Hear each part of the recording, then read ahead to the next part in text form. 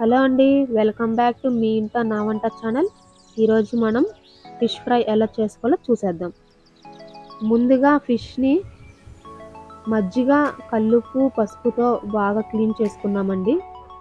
ఇలా క్లీన్ చేసి పెట్టుకున్నటువంటి దాంట్లో మనము అల్లం వెల్లుల్లి పేస్ట్ సరిపడా, అలాగే సాల్ట్, అలాగే కారం,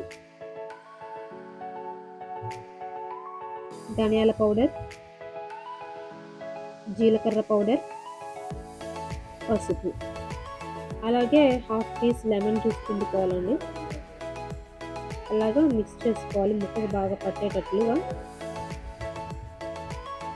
గుడ్డంతా ముక్కలు పట్టాలండి.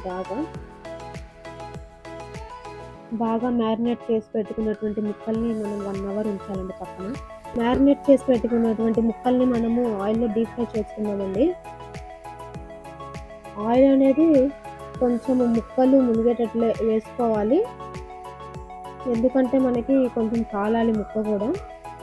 అలాగే లో ఫ్లేమ్లో పెట్టుకొని కాల్చుకోవాలండి. హై ఫ్లేమ్లో పెడితే త్వరగా రెడ్డిష్కి వచ్చేసి మనకి ముక్క అనేది సరిగ్గా ఉడకదనమాట లోపల.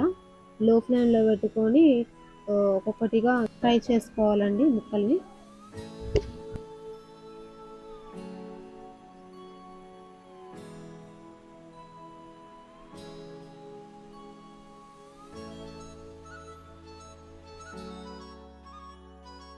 చూడండి, ముక్క కూడా బాగా బ్రౌన్ కలర్లోకి వచ్చేసింది, అడుగు కూడా అంటుకోవట్లేదు. ఇంకా సర్వ్ చేసుకున్నామండి.